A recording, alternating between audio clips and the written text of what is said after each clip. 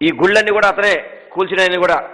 చంద్రబాబు ఎంత దుర్మార్గంగా కూల్చాడంటే క్రేన్తో ఆంజనేయ స్వామిని క్రేన్తో ఇలా ఎత్తివేసి దాన్ని మొత్తం తాళ్ళతో కట్టేసి దుర్మార్గంగా హిందూ దేవాలయాల మీద దాడి చేసిన దుర్మార్గుడు ఎవరైనా ఉన్నారంటే ఈ రాష్ట్రంలో అది నారా చంద్రబాబు నాయుడు అని చెప్పని నేను సూటిగా చెప్తున్నాను. అర్జున వీధిలో ఉన్న గోశాల, కొన్ని వేల గోవుల్ని పెంచే గోశాలని గోవులకి నిలువు నీడ లేకుండా చేసిన దుర్మార్గుడు చంద్రబాబు కాదా అని చెప్పని నేను సూటిగా ప్రశ్నిస్తున్నాను.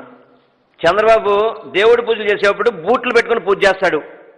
ఇతను హిందూ దేవాలయాల గురించి మాట్లాడు, బూట్లు వేసుకొని అక్కడ పాలు పోస్తున్నాడు దేవుడి దగ్గర.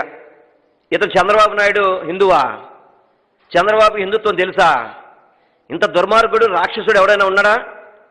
ఇటువంటి నీచ కార్యక్రమాలు చేసేది ఒక చంద్రబాబు అని చెప్పని ఈరోజు ప్రజలందరూ కూడా భావిస్తున్నారు. అదేవిధంగా అయ్యప్ప స్వామి మాల వేసుకుంటే అంట లెక్కర ఆదాయం తగ్గిపోద్దని చెప్పని సాక్షాత్తు చంద్రబాబు చెప్పిన డైలాగులు ఇవి.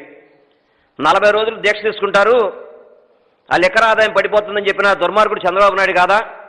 అదేవిధంగా ఎవరైనా పాపాలు చేస్తారో గుళ్ళోకి వెళ్తారంట. మరి చంద్రబాబు నాయుడు మరి ఈరోజు గుడికి ఎందుకు వెళ్ళాడు?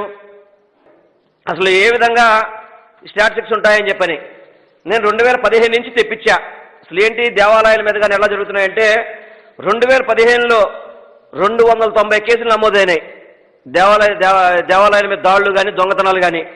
2016లో 322 కేసులు నమోదైనాయి. 2017లో 318 కేసులు నమోదైనాయి. 2018లో 267 కేసులు నమోదైనాయి.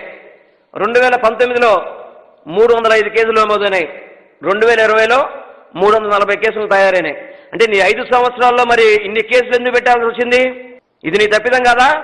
చాలా చాలా అన్యాయాలు చేశాడు చంద్రబాబు నాయుడు. ఇప్పుడు ఇదే మా కాన్స్టిట్యున్సీలో విజయేశ్వర ఆలయం, ఈ టెంపుల్ని జగన్మోహన్ రెడ్డి గారు 1,30 లక్షలు ఇచ్చి దీన్ని డెవలప్ చేస్తుంటే ఇది కూల్చేస్తున్నావు అని చెప్పని నీ లిస్టులో పెడతావా?